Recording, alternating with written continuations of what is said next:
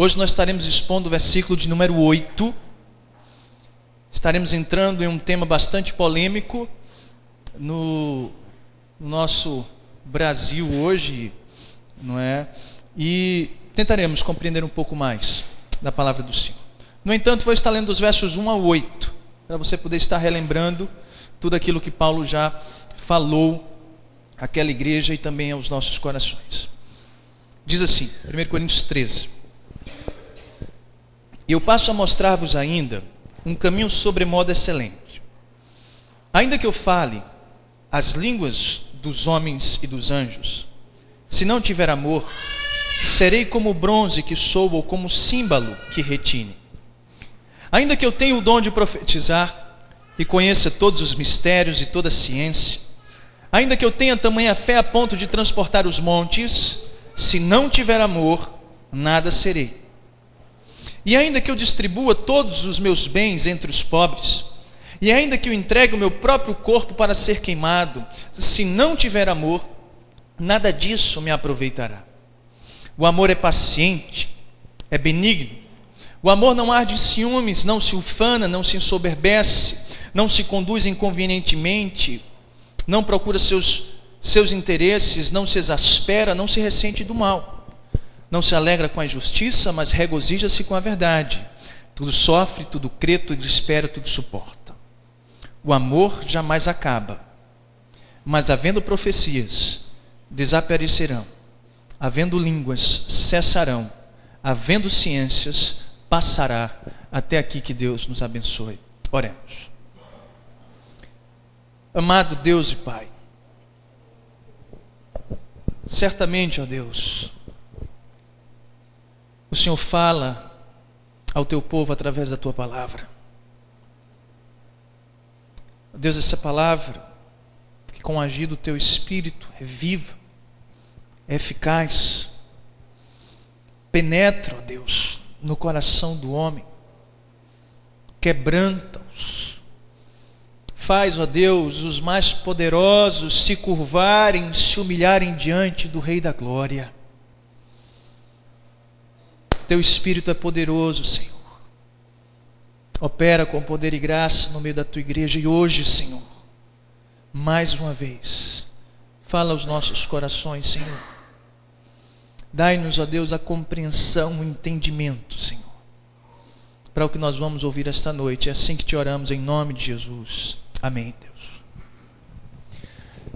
Queridos irmãos, eu preciso, de maneira muito rápida, lembrar a vocês o que nós já vimos até agora, que são importantes. Primeiro, nós já vimos que o amor que estamos tratando aqui das Escrituras não é o mesmo amor tratado pelo mundo aí fora. O amor retratado aqui é o amor de Cristo, manifesto na vida dos seus eleitos, que então ama o próximo como a si mesmo, ama a Deus sobre todas as coisas, vivendo para a glória do Senhor. Paulo identificou que essa igreja, apesar de ser abastarda no que diz respeito aos dons, ela era, não é, de maneira grandiosa, pobre no que diz respeito ao amor. E Paulo vai fazer uso de 3 capítulos, 12, 13 e 14, para falar a respeito dos dons, que era para ser instrumento de bênção, mas na verdade estava se tornando motivo de conflitos, de vanglórias, de ensoberbecimento no coração daqueles crentes. Paulo, então, no meio de 2 capítulos que falam diretamente a respeito dos dons, vai mostrar para aquela igreja que existe algo excelente, algo que, não é, aqueles dons sendo colocados em práticas, faltando esse amor de Cristo no coração deles e não havendo esses frutos, aquilo dali de nada serviria. É quando Paulo vai falar que as línguas, a profecia, o conhecimento, o dom da contribuição, todas essas coisas elevadas ao máximo, sem amor, não serve de nada. É quando Paulo, ele vai passar a descrever, a partir do versículo 4, como esse amor, ele é manifesto. Ele descreve esse amor em ação. Como aquele amor dá os seus frutos. Então ele passa a descrever o amor entre várias características e aspectos desse amor em ação. Ele vai trabalhar que o amor é paciente, benigno, não arde ciúmes, não se alegra com a injustiça, tantas coisas que nós já vimos sobre os frutos desse amor. Mas agora, no versículo 8, Paulo vai trazer uma palavra, irmãos, que muitas vezes é mal compreendida, principalmente no nosso meio, como igreja evangélica brasileira, onde há uma ênfase forte em alguns dons, e é exatamente isso que Paulo está combatendo. Por isso, esta noite, à luz do versículo 8, nós vamos trabalhar esse tema em duas partes, começando hoje: a eternidade do amor. E de maneira inicial, nós vamos ver já no versículo 8, Paulo introduzindo para a gente, dizendo então que o amor jamais acaba. Essa então é a primeira lição de hoje. O amor, ele é eterno. Leia de novo comigo o versículo 8, apenas para fixar na sua mente e seu coração. Vamos lá? O amor...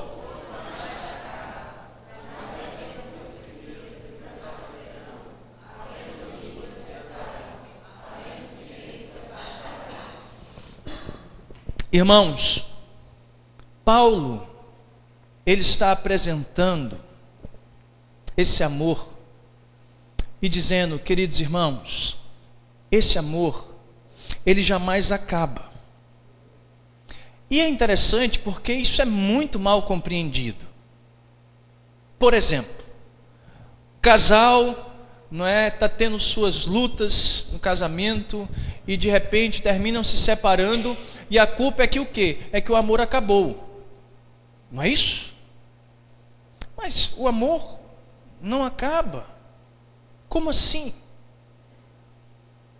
Por exemplo, Paulo, evangelizando muitas cidades, apesar de demonstrar todo o amor para com os crentes e com os outros também, foi muitas vezes enxotados de lá, enxotados e colocado para fora. Mas espera aí, se esse amor nunca falha, por que essas coisas acontecem? Irmãos, a expressão utilizada por Paulo aqui, o amor jamais acaba, é a ideia de que esse amor nunca será aniquilado. Esse amor, ele vai adentrar em um estado eterno das coisas, que os outros dons, por assim dizer, não entrarão.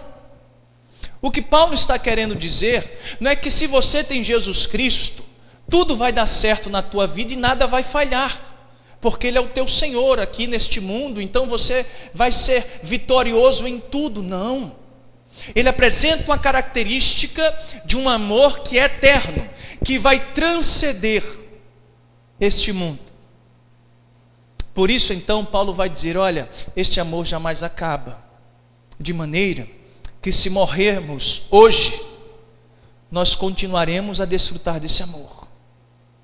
E depois que Cristo voltar, nós continuaremos a desfrutar desse amor, porque esse amor é eterno. Por isso, irmão, Paulo aqui está elevando este amor, não é, na mais alta esfera, mostrando para aqueles crentes que eles estavam preocupados com muitas coisas que na verdade eram temporais e passageiras, e aquilo que eles precisavam realmente focar a sua atenção, nutrir, viver, desfrutar, eles não estavam fazendo. E Paulo de certa forma está exortando, dizendo, vocês então estão errando, queridos, porque o amor, ele é excelente sobre essas coisas. E diga-se de passagem, esse amor, ele entrará na eternidade, diferente das outras coisas. Isso é precioso, irmãos, porque traz para as nossas vidas, como muitas vezes nós compreendemos de maneira errada esse amor. Na verdade, aqui o que está tratando é esse amor de Cristo, manifesto em nossas vidas, como um dom maravilhoso, extraordinário, que adentrará a eternidade. E por isso, eu e você somos chamados a viver esse amor em todo o tempo, nos relacionamentos e também para com Deus. A segunda lição que nós aprendemos nesse texto é bastante preciosa, porque Paulo vai mostrar que os dons extraordinários, eles são temporais. Olha que interessante, o texto fala aqui, basicamente de 3 dons: profecia, línguas e ciência, que poderíamos entender como conhecimento. E para esses 3 dons que eram os mais focados por aquela igreja, Paulo vai dizer para eles: olha, as profecias vão desaparecer, as línguas vão cessar, e o conhecimento, a ciência, no caso, há de passar. Paulo está mostrando para aqueles irmãos que essas coisas, em relação ao amor, são temporais, porque haverá um tempo que essas coisas não existirão mais. Em alguns aspectos, nós vamos ver que já não existem, mas o amor não. O amor, ele entrará na eternidade. E é importante a gente analisar essas palavras com bastante cuidado. Por exemplo, o que você entende por profecia? Profecia aqui, irmãos, está relacionado à fala. Falar algo da parte de Deus. Então, Paulo está dizendo que aqueles homens que falavam da parte de Deus, em algum momento, aquilo dali iria desaparecer. As línguas, nós vamos tratar hoje ela um pouco mais, seriam, uma manifestação do Espírito Santo de Deus na vida de homens, levando-os, a anunciar a palavra de Deus em outros idiomas, em outras línguas, nós veremos isso. Ele vai dizer que haverá um tempo que isso também vai o quê? Vai cessar. E então ele fala de um outro dom, o conhecimento. Aqui é ligado ao ensino. Homens que se levantavam para explicar certas coisas, falar certas coisas, porque nós precisamos lembrar, nesse tempo, as escrituras sagradas, o cânon da escritura não estava fechado. Então essas igrejas não tinham, abra aí em Gálatas, que é isso? Abra aí, lá em Marcos, abra lá não sei onde. É bem verdade que essa igreja provavelmente já desfrutava de alguma coisa dessa, mas de verdade nós podemos ver que o evangelho estava sendo escrito, os apóstolos estavam escrevendo suas cartas, a igreja precisava desses dons. Para o quê? Para instruir a igreja, para edificar a igreja, para nutrir a igreja, para exortar a igreja, porque esses dons eram preciosos então para alicerçar, fundamentar essa igreja que estava então começando a crescer, logo após que Cristo é levado aos céus e o Espírito Santo é derramado.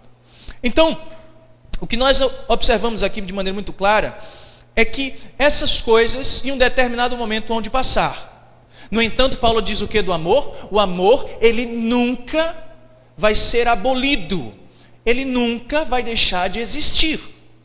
Ou seja, esses dons que vocês têm por preciosos, em algum determinado momento eles vão parar, porque eles são temporais. Mas o amor que vocês têm negligenciado, isso entrará na eternidade.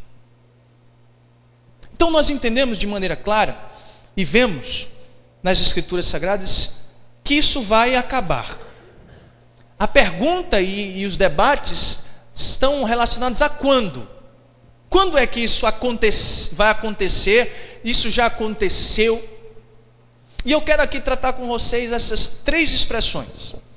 Nós vamos ver Paulo dizendo, olha, e aqui na nossa tradução nós vemos que as profecias vão desaparecer e a ciência passará.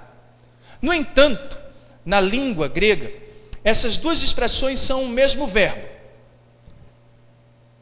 É a mesma expressão que fala a respeito de algo que vai se tornar, como é que eu posso dizer? Que vai ser abolido, que vai cessar, que vai se tornar algo, improdutivo, por assim dizer. E é interessante porque ele usa essa palavra para falar das profecias e do conhecimento, dizendo, olha, essas coisas vão ser aniquiladas. Mas no que diz respeito às línguas, Paulo não usa esta mesma expressão. Paulo usa um outro verbo que diz que ela vai...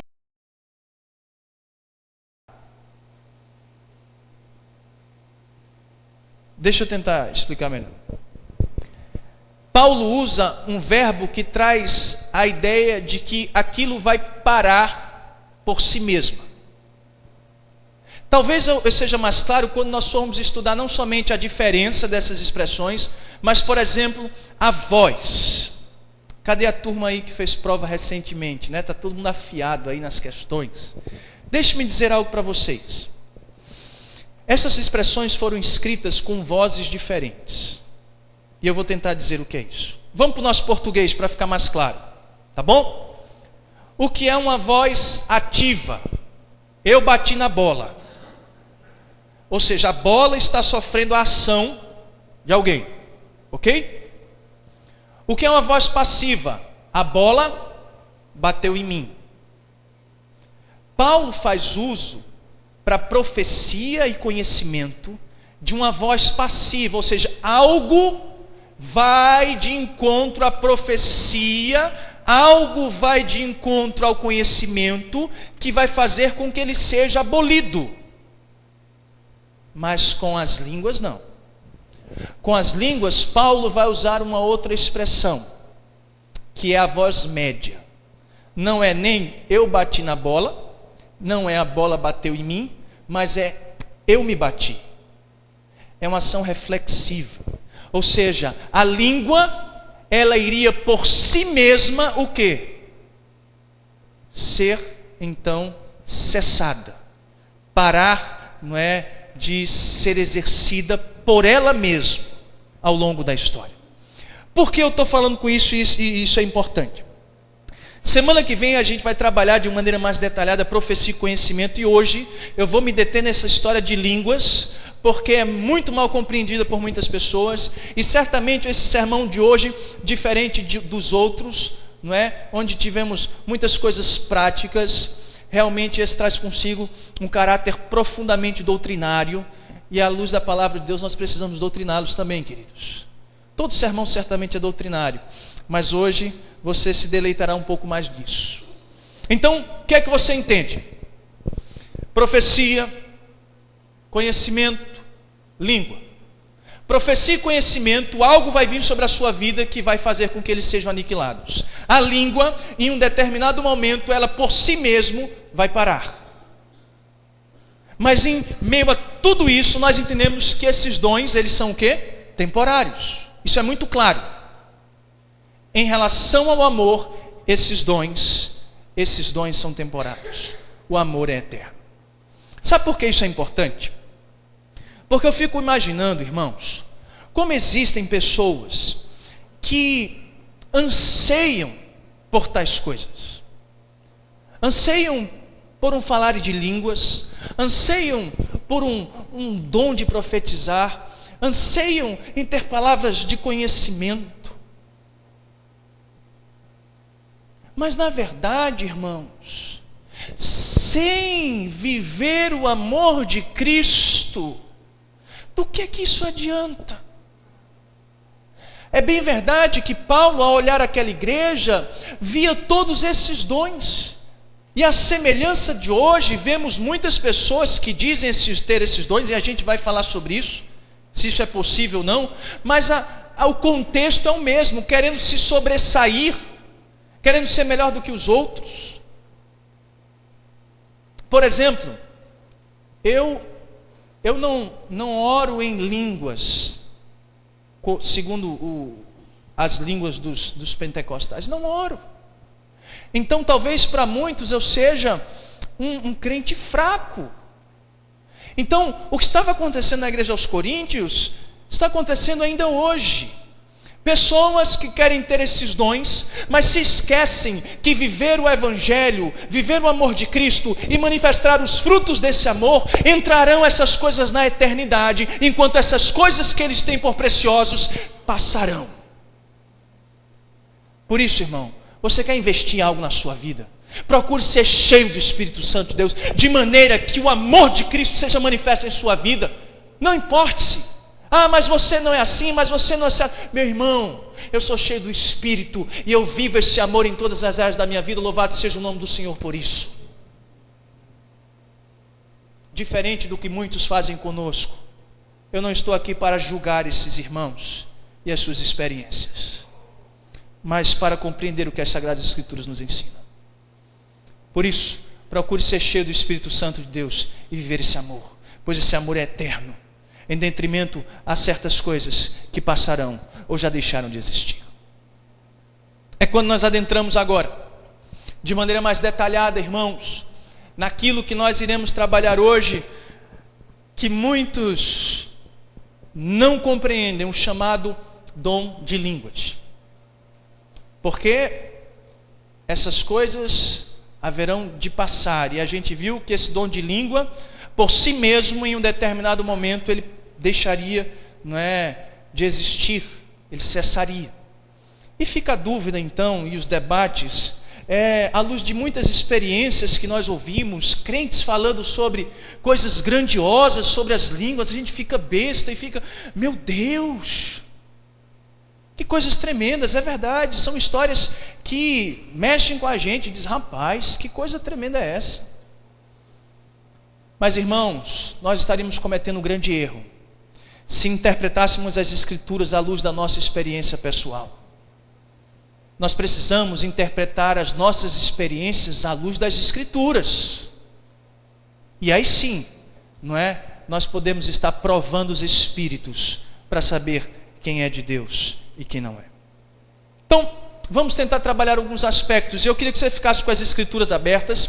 É bem verdade que eu coloquei os textos aqui, mas eu queria que você folheasse, que você lesse, porque nós iremos agora, passear em alguns textos bíblicos para você compreender 3 coisas sobre as línguas: a sua natureza, o seu propósito e se elas continuam ou não nos dias de hoje. Então vamos lá. De maneira a iniciar esse trabalho com esse dom de línguas, nós iremos trabalhar a natureza desse dom. Finalmente apareceu Jesus aos 11, quando estavam à mesa, e censurou-lhes a incredulidade e dureza de coração, porque não deram crédito aos que o tinham visto já ressuscitado. E disse-lhes: ide por todo o mundo e pregai o evangelho a toda criatura. Quem crer e for batizado será salvo, quem porém não crer será condenado. Estes sinais hão de acompanhar aqueles que creem. Em meu nome expelirão demônios, falarão novas línguas, pegarão em serpentes, e se alguma coisa mortífera beberem, não lhes fará mal. Se impuserem as mãos sobre os enfermos, eles ficarão curados. De fato, o Senhor Jesus, depois de lhe ter falado essas coisas, foi recebido aos céus e assentou à destra de Deus. Queridos, Jesus Cristo, ele ressuscitou, esteve, Marcos 16, esteve então, reunido com seus discípulos, e disse: queridos irmãos, certos sinais hão de acompanhar vocês. E ele fala de quê? De expulsar demônio. Ele fala de quê? Fala de falar em outras línguas, fala de que se alguém desse alguma coisa venenosa, eles não morreriam. Eram sinais que o quê? Que eles carregariam consigo, Mas vemos que havia um propósito nesses sinais, pois o próprio Senhor Jesus disse que essas coisas vos acompanharão, para vocês irem aonde? Em todo o mundo, em toda raça, em toda tribo, fazendo o quê? Anunciando o Evangelho.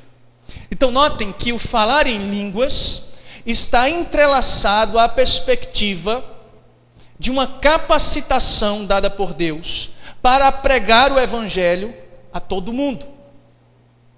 Vamos mais adiante, onde de fato nós podemos ver de maneira mais clara o derramamento do Espírito sobre a igreja e compreender um pouco melhor o falar em línguas, lá em Atos capítulo 1. Diz assim, o evangelista Lucas: então os que estavam reunidos lhe perguntaram: Senhor, será este o tempo em que restaurarás o reino de Israel?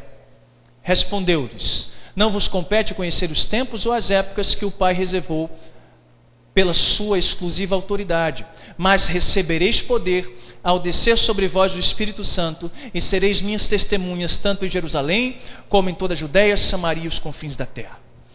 Aqueles irmãos, eles estavam perguntando: Senhor, vai ser o dia então em que o reino de Israel vai ser restaurado? Eles tinham uma visão ainda, daquele povo, daquela restauração, que eles eram então, nesta aliança, o povo de propriedade exclusiva de Deus, que recebia todos os benefícios, e Deus tinha uma aliança com eles. Deus então pergunta a respeito desse dia que esse reino seria restaurado, e Jesus vai dizer: meus queridos, vocês não estão aptos para saberem tais coisas. Deixa eu dizer uma coisa para vocês: vocês vão receber poder. Poder para quê? Poder para testemunhar, para falar. Testemunhar sobre Jesus Cristo aonde? E ele vai dizer: olha, em Jerusalém, depois aonde? Na Judéia, Samaria e confins da terra. Como é que homens de fala aramaica, alguns com um pouco de grego, teriam condições de anunciar esse evangelho em nações das mais diversas línguas e idiomas? Jesus está dizendo: vocês serão capacitados, receberão poder para tal tarefa. É quando nós vemos no capítulo 2 isso acontecendo, cumprindo-se o que o profeta Joel havia anunciado, cumprindo o que Cristo havia anunciado também. O Espírito Santo de Deus é derramado, versículos do 1 ao 4. Ao cumprir-se o dia de Pentecostes, estavam todos reunidos no mesmo lugar. De repente veio do céu um som como um vento impetuoso, encheu toda a casa onde estavam assentados, e apareceram distribuídas entre eles línguas como de fogo, e pousaram uma sobre cada um deles. Todos ficaram cheios do Espírito Santo e passaram a falar em outras línguas, segundo o Espírito Santo lhe concedia que falasse. Aqueles discípulos estavam reunidos, então vem sobre ele o derramamento do Espírito, e olha, presta atenção nas expressões: como um vento impetuoso, como de fogo. Era uma maneira de descrever aquilo que estava acontecendo. Mas então ele diz que aqueles homens passaram a falar em outras línguas. Precisamos compreender, irmãos, que isso acontece na festa de Pentecostes. Precisamos também nos lembrar que quando o povo de Deus ficou cativo 70 anos no cativeiro, e então foram libertados, nem todo mundo voltou para Jerusalém. E muitos judeus então se espalham por diversas nações, por diversas línguas, e continuam lá as suas vidas. Mas no festa de Pentecostes, esse povo todo afluía para lá. Eles adentravam em Jerusalém para esta grande festa. E naquele dia havia pessoas de várias línguas, de vários idiomas estrangeiros lá em Israel. É quando o texto continua dizendo, vamos lá, versículo 5. Ora, estavam habitando em Jerusalém judeus, homens piedosos, vindo de todas as nações debaixo do céu. Observe, vindo de todas as nações debaixo do céu. Quando, pois, se fez ouvir aquela voz, afluiu a multidão, que se possuiu de perplexidade, porquanto cada um ouvia falar na sua própria língua. Estavam, atônitos e se admiravam, dizendo: vede, não são porventuras galileus todos esses que estão aí falando? E como ouvimos falar cada um em nossa própria língua materna? O que aconteceu ali, pastor? Ali o milagre foi dictivo, foi na fala e não na audição. Ou seja, havia ali homens de vários idiomas, e os apóstolos passam a falar nessas línguas de homens, em vários idiomas, e eles vão dizer: mas não são galileus? Ou seja, esses não são aqueles que são detentores da língua hebraica? Como é que eu estou então entendendo aquilo que eles estão falando na minha própria língua? Como é que eles estão falando na minha própria língua? Imagine, irmãos, o que seria então ali um chinês. O chinês estava lá, e quando ele pensou que aqueles galileus iam falar em aramaico, aqueles galileus passam a falar em chinês. E eles ficam perplexos, dizem: o que é isso que está acontecendo? Nós estamos ouvindo eles falando na nossa própria língua.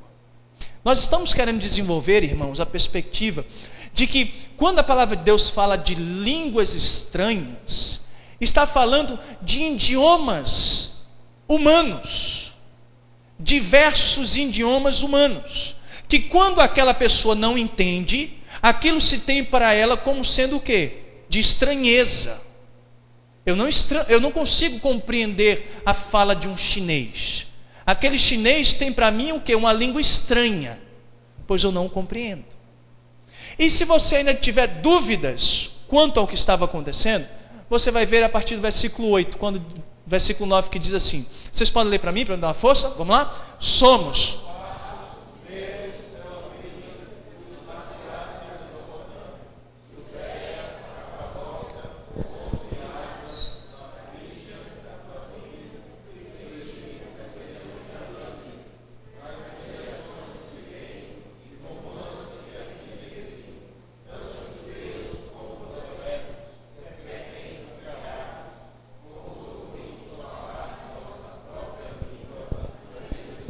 Então o que é que nós entendemos? O que aconteceu ali, irmãos, segundo o relato bíblico, estavam lá pessoas de diversas línguas, e o texto bíblico diz: a pardos, medos, elamitas, naturais da Mesopotâmia, Judéia, Capadócia, Ponto, Ásia, pessoas de diversas nações que estavam ali, e eles ficaram perplexos porque estavam ouvindo aquelas pessoas falando em suas próprias línguas.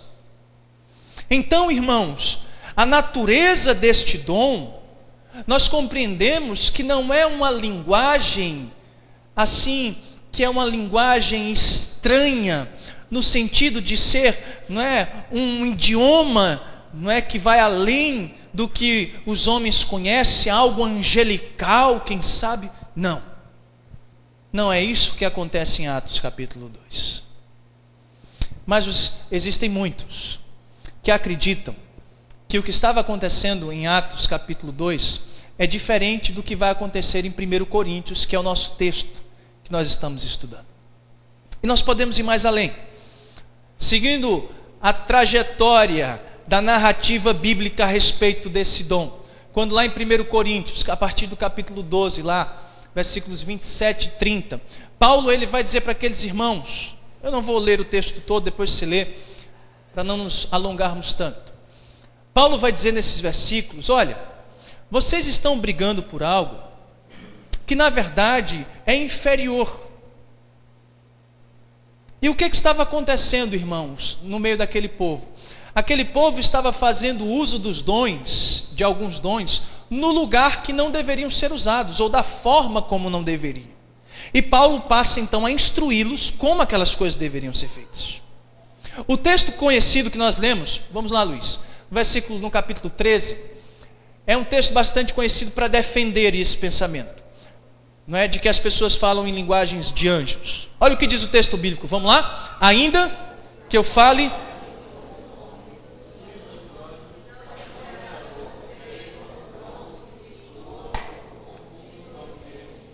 Pronto, pastor, olha aí a prova de que existe língua de anjos.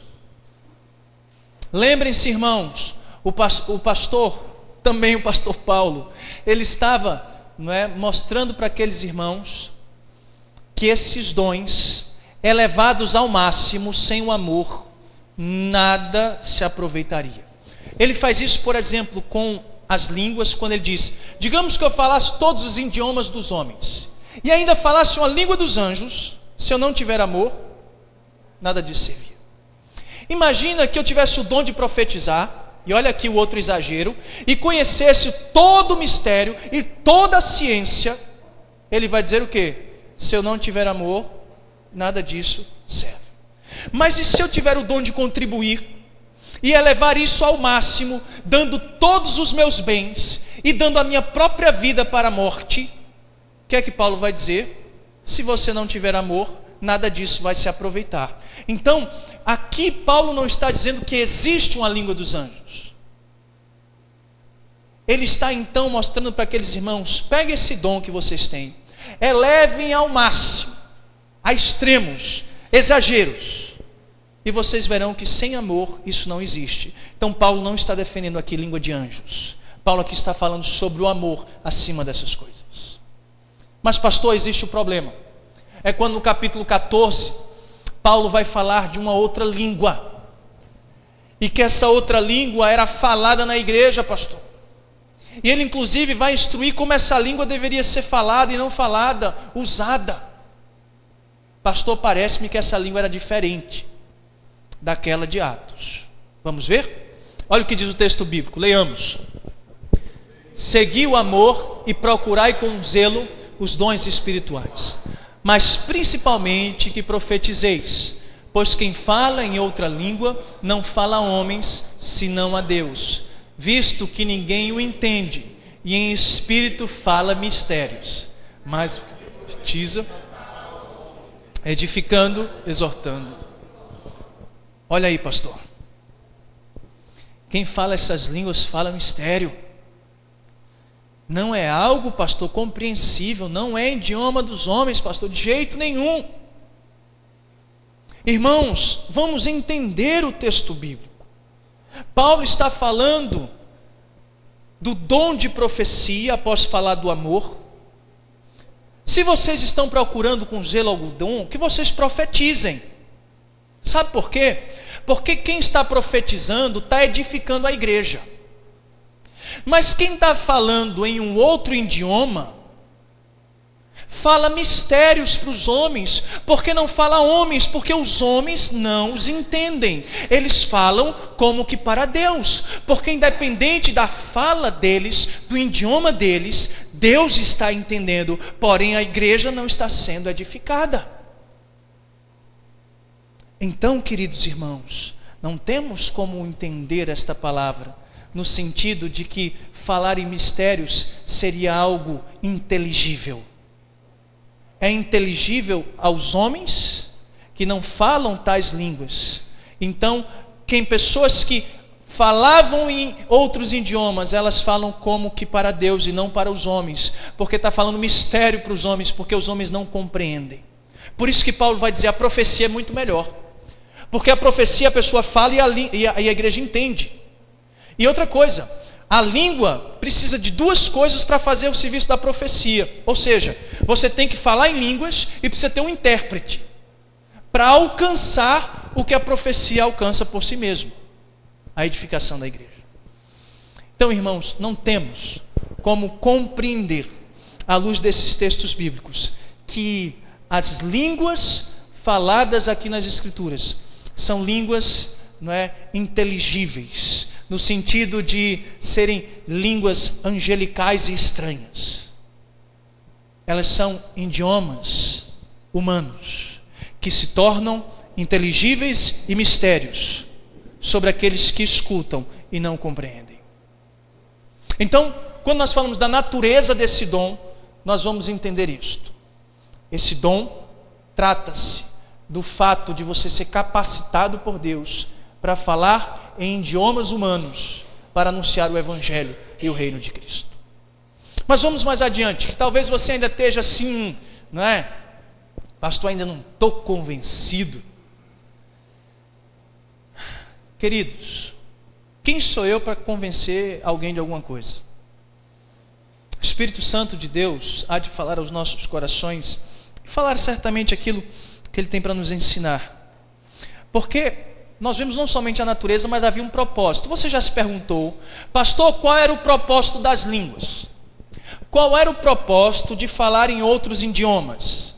Partindo do entendimento que já não falamos de línguas de anjos e estranhos, mas sim idiomas. Por que, pastor, falamos esses idiomas? Qual é o propósito disso? A gente vai ver algumas coisas interessantes. Para evidenciar a universalidade da graça. Eu tenho um texto interessante para compartilhar com vocês, nós vamos ver. Porque entenda, até então, o Evangelho estava sendo pregado aonde? na Judéia, Samaria, naquela redondeza. Mas Cristo havia dito que os seus discípulos iriam o quê? Pregar o evangelho por todo o mundo.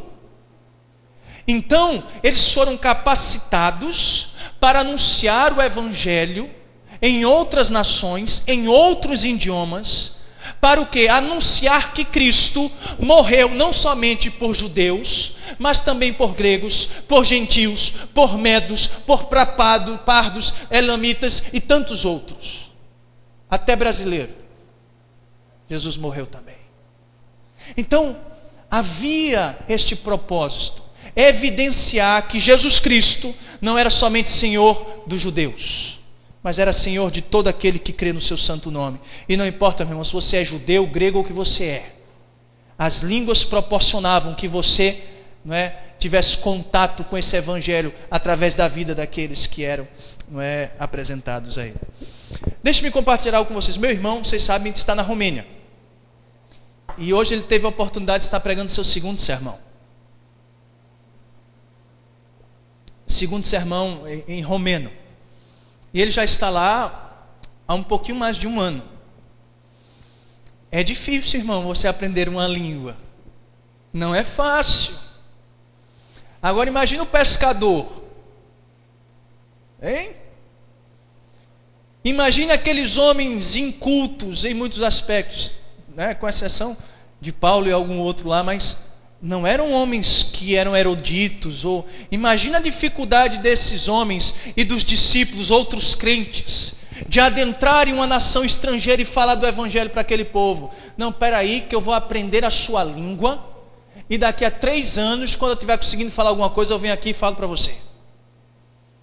Para evidenciar a universalidade da graça, Cristo então capacita os seus discípulos, e vocês vão falar em outras línguas, vocês então vão pelas nações aí proclamando o meu evangelho. Mas ele também vai falar da edificação da igreja, ou seja, a língua tinha um propósito de edificar a igreja, de ser bênção na vida da igreja.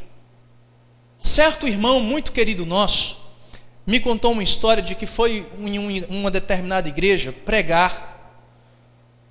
Eu não vou citar nomes de igreja, longe de mim fazer isso, mas foi pregar em uma determinada igreja, onde toda vez que o pastor da igreja pegava a Bíblia para ler, alguém se levantava dentro da igreja e começava a orar em outras línguas e a fazer outras coisas, e o pastor mal conseguia ler a Bíblia e fechava. Aí quando o pastor se levantava de novo, que ia tentar falar alguma coisa, aí a pessoa de novo se levantava e o irmão já estava preocupado. Como é que eu vou pregar numa situação dessa? A pergunta que ele se fez naquele momento foi: em que isso está edificando a igreja? Parece que está mais atrapalhando do que trazendo edificação. E o que estava acontecendo na igreja de Coríntios era que esses dons estavam atrapalhando, em muitos aspectos, a comunhão deles, porque eles estavam se vangloriando disso, havia divisões. Então aquilo que deveria ser bênção estava se tornando maldição por causa do mau uso. Então esse dom era para edificar. Você quer ver? Vamos mais adiante. 1 Coríntios 14, 4 e 5 diz o seguinte: os que falam em outra língua, a si mesmo se edifica, mas o que profetiza, edifica a igreja.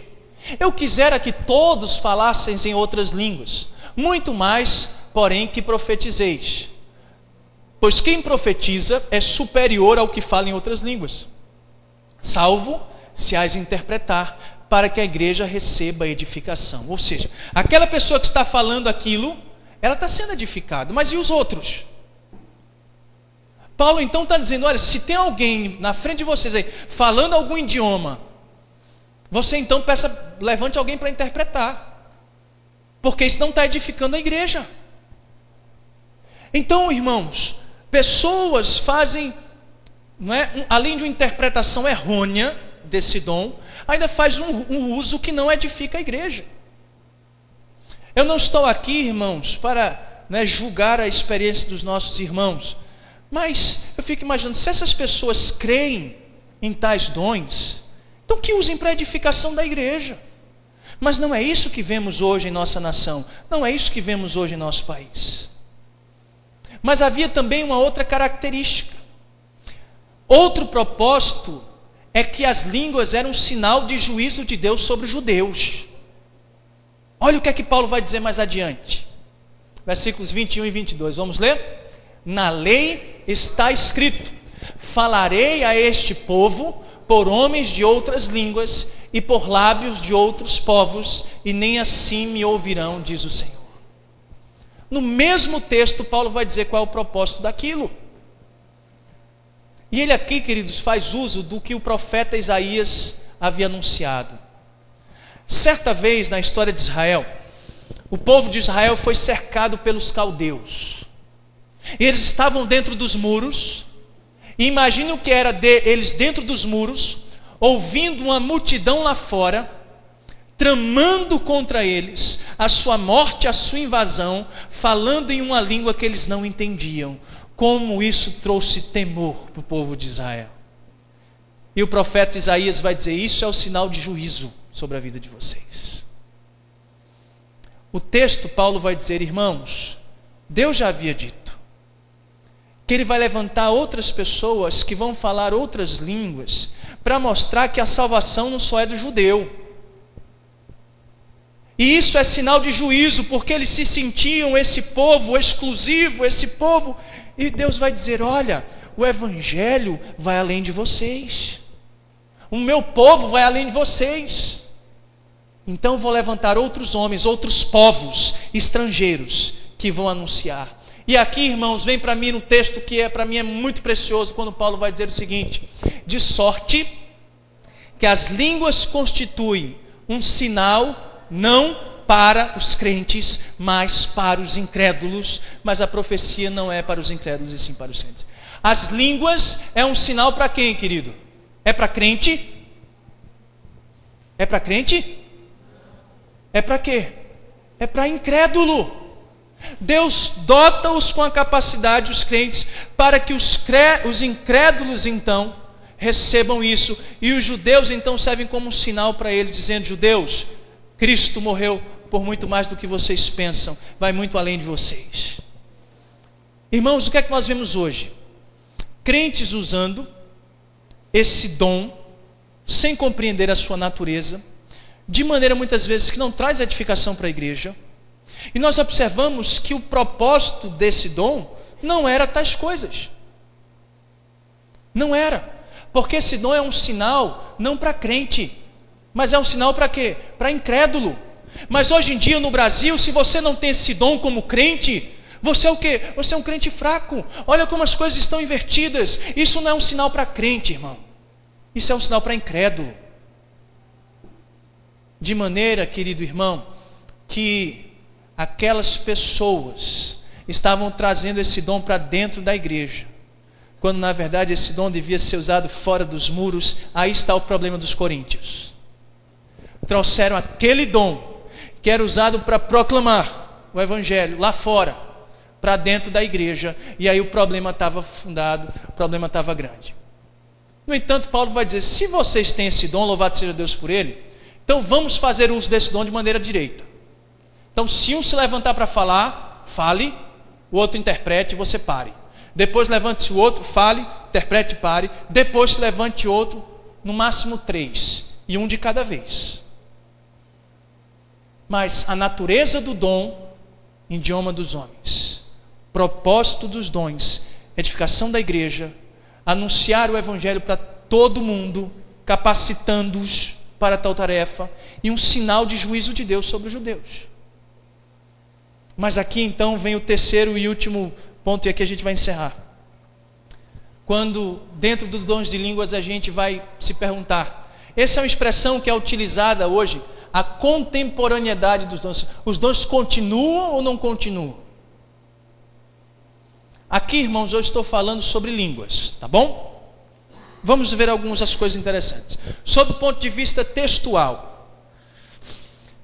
pastor, não existe nenhum texto bíblico que diga que a língua cessou. Eu vou concordar com você, irmão. Não existe nenhum texto bíblico que diga que a língua cessou. Esse texto que a gente leu diz que ela cessaria. Ok?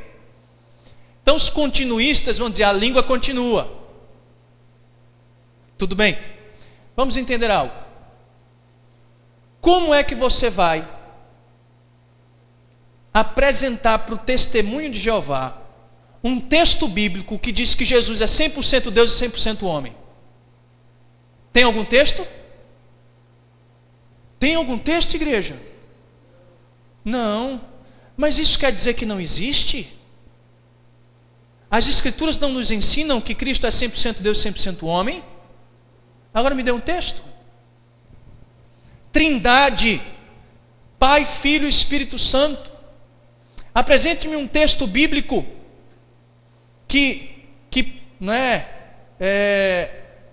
usa esse termo. Não existe.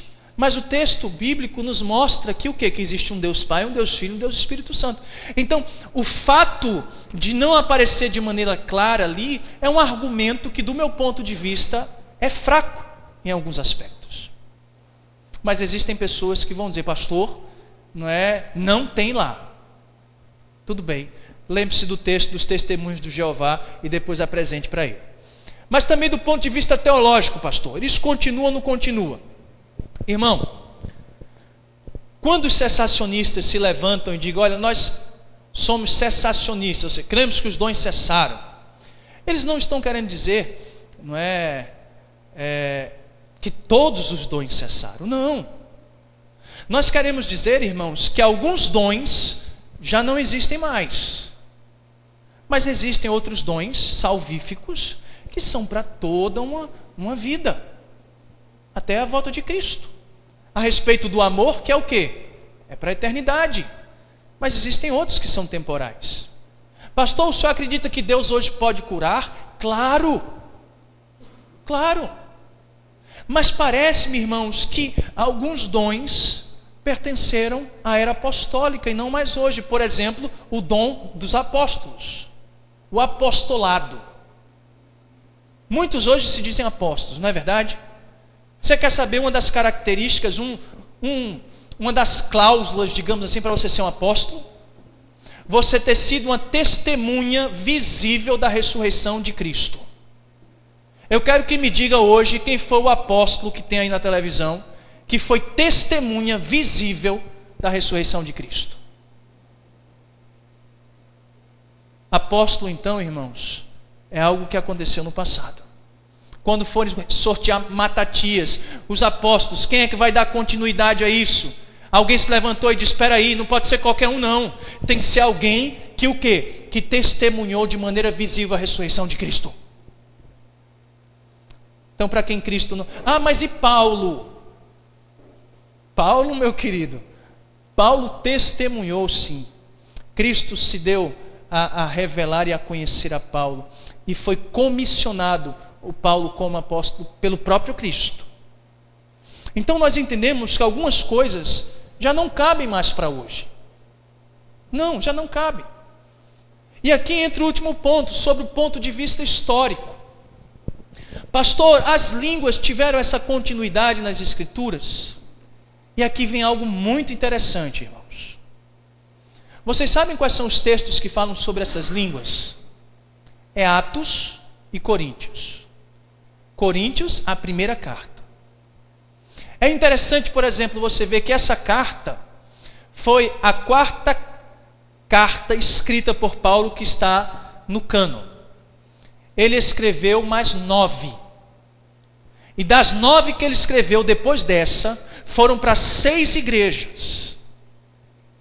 E dessas 9 cartas para 6 igrejas, em nenhuma delas, ele fala sobre o quê? Sobre o dom de línguas. Até mesmo aos Efésios, quando ele vai tratar sobre dons, Romanos, ele não fala sobre línguas. Parece-me que aquela interpretação de que a língua por si mesmo passaria, porque ela serviria então para credenciar como um sinal, um prodígio, aqueles que eram de Cristo, para que o Evangelho fosse anunciado. Parece, irmãos, que no próprio Evangelho, no Novo Testamento, essa língua vai desaparecendo por ela mesma. Você quer ver outra coisa interessante? O último relato sobre esse fenômeno foi no ano 58. Você vê lá em Atos. João vai morrer em 96 depois de Cristo. E nenhum texto mais fala sobre línguas. Vocês querem ver outro texto? Hebreus. Hebreus foi escrito no ano 70. 68, 70, antes da destruição de Jerusalém. Olha o que é que o texto diz. Vamos ler comigo. A qual, tendo sido anunciado inicialmente pelo Senhor, foi-nos depois confirmada pelos que a ouviram, dando testemunho juntamente com eles, sinais, prodígios e vários milagres, e por distribuição do Espírito Santo. No ano 70, o autor aos Hebreus já estava dizendo assim: Cristo nos anunciou aquilo, e os apóstolos, uma segunda geração, trouxe consigo esses dons, essas coisas todas, e nós somos o quê? Uma terceira, ou seja, aqueles que receberam essas coisas, que parece-nos já não ser mais tão visíveis como foram no passado.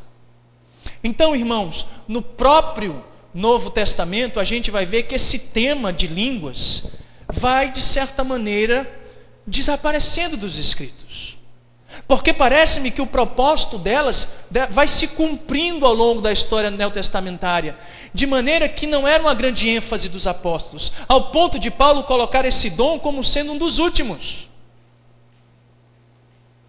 E por que hoje as pessoas dão tanto crédito e tanta ênfase? Mas vamos mais além. Vamos para a história da igreja. E aí vocês vão ver, não é? O J. Packer, certo teólogo, disse que anões como eu, não é? Nós podemos subir em cima de gigantes do passado. E então nós seremos grandes como eles. Por isso que eu estou falando para vocês está fundamentado, irmãos, em grandes gigantes do passado e ao longo da história. Olha o que é que a história da igreja vai falar de 19 séculos. 19 séculos onde manifestações como essa não existia dentro da igreja mais. Havia entre pagãos. Olha o que é que diz o texto bíblico, relatos históricos, homens ao longo da história. 300 anos mais ou menos depois de Cristo, João Crisóstomo vai dizer: é muito obscuro, mas a obscuridade é produzida por nossa ignorância dos fatos, e por terem cessado de maneira como costumavam ocorrer, os dons já não têm mais lugar hoje. Então ele era testemunho que por volta dos anos 300, tais coisas já não existiam mais. Vamos mais adiante.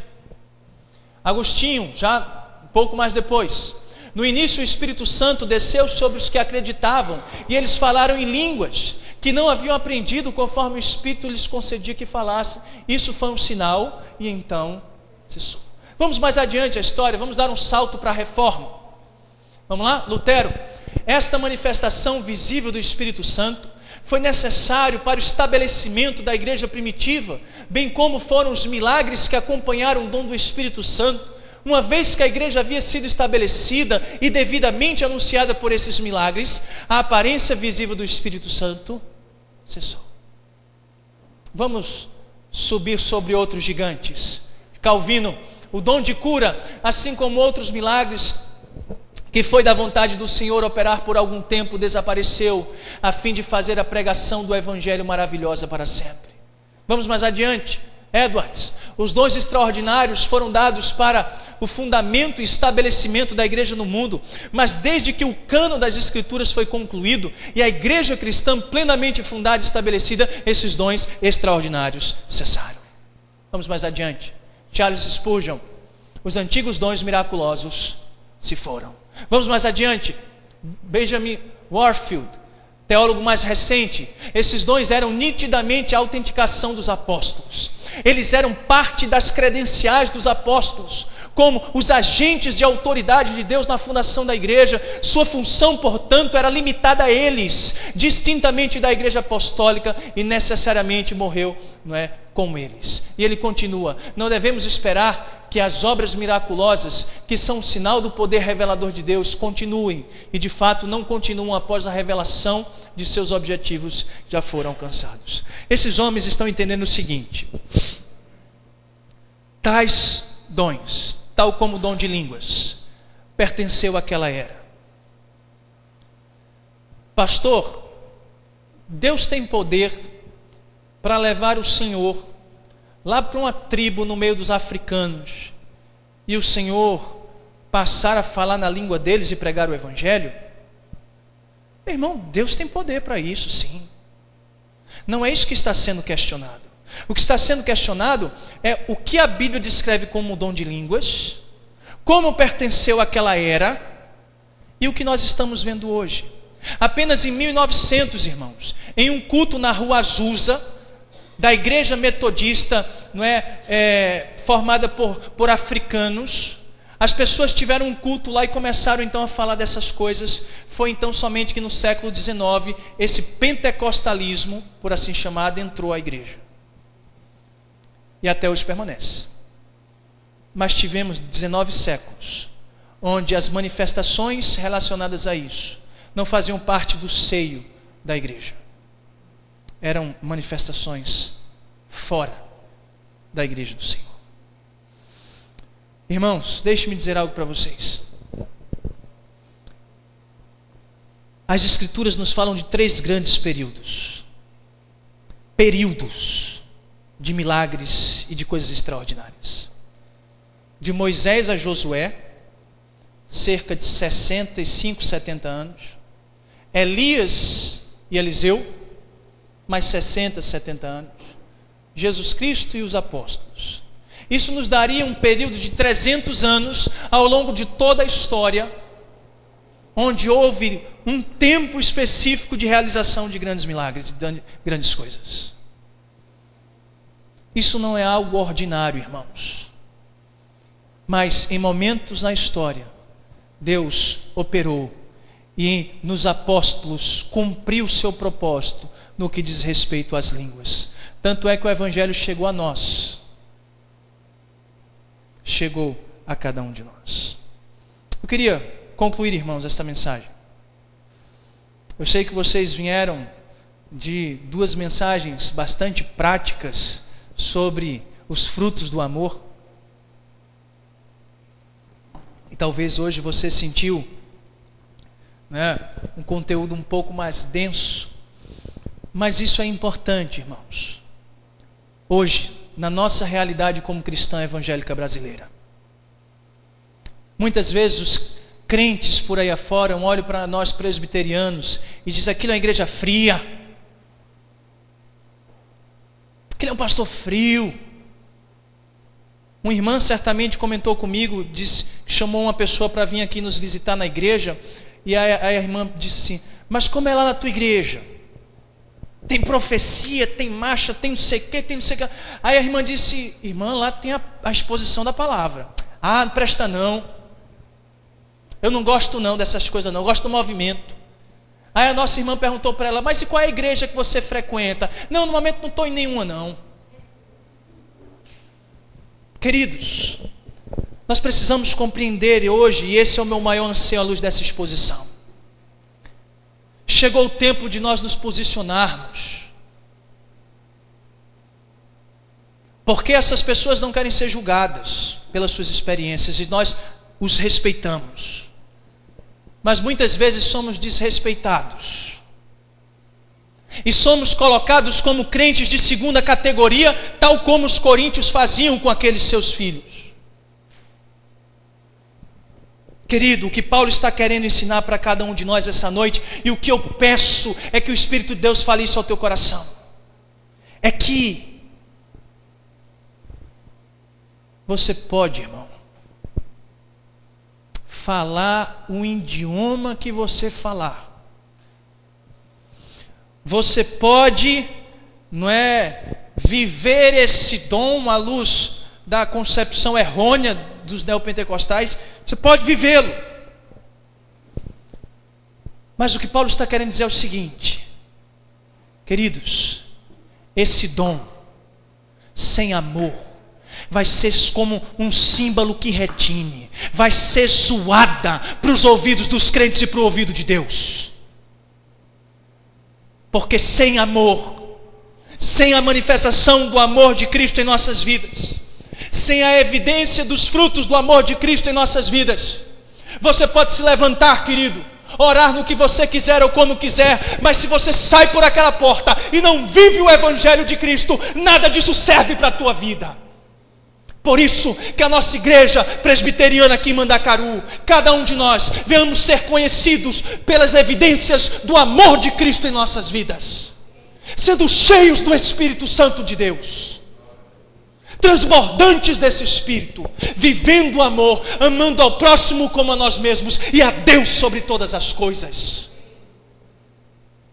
E certamente estaremos alegrando o coração do nosso Senhor. Essas discussões vão durar uma vida toda, mas que como igreja evangélica aqui no Brasil, possamos nos posicionar respeitando os irmãos e dizendo: queridos, o meu maior anseio é viver o Evangelho, sendo luz no meio das trevas, sendo sal no meio desse mundo. Louvado seja o Senhor, e que o Espírito Santo de Deus lhe desafie a ter uma vida cheia do Espírito dele, para a glória dele, em nome de Jesus, amém. O amor é eterno, o amor jamais acaba. Amado Deus, louvado seja o teu nome, ó Deus, porque o Senhor nos capacitou, Senhor, e tem capacitado a tua igreja para pregar o teu Evangelho. As portas do Evangelho, as portas do inferno não prevalecerão, ó Deus, contra a igreja do Senhor. Ó Deus, mas aquilo, Senhor, que muitos entendem hoje como sendo, ó Deus, algo bom para o nosso país e para a nossa nação, parece-nos, ó Deus, que pelos frutos tem trazido mais prejuízo, Senhor, engano, do que verdadeiramente, ó Deus, arrependimento, conversões, uma fé verdadeira, Senhor. Ajuda-nos, Senhor, a sermos crentes cheios do teu Espírito, Senhor, e a buscar, ó Deus, com excelência os melhores dons, mas ao mesmo tempo compreendendo, Senhor, que algumas coisas já não cabem mais nos nossos dias, pois cumpriram, ó Deus, o seu propósito. No entanto, não estamos aqui, Senhor, querendo te colocar em uma caixa de sapatos de jeito nenhum. Tu és um Deus todo-poderoso e tem poder para agir com poder e graça quando quiseres, da maneira como quiseres, como lhe aprouver, para a glória do teu nome. E hoje, Senhor, usa-nos, usa esta igreja, Pai, usa-nos, ó Deus, no meio deste povo, para anunciar o teu Evangelho, Senhor, expondo as tuas Escrituras e vivendo, ó Deus, este Evangelho para a glória do Senhor. É assim que nós choramos, agradecidos por esta noite, por esse tempo precioso, em nome de Jesus. Amém.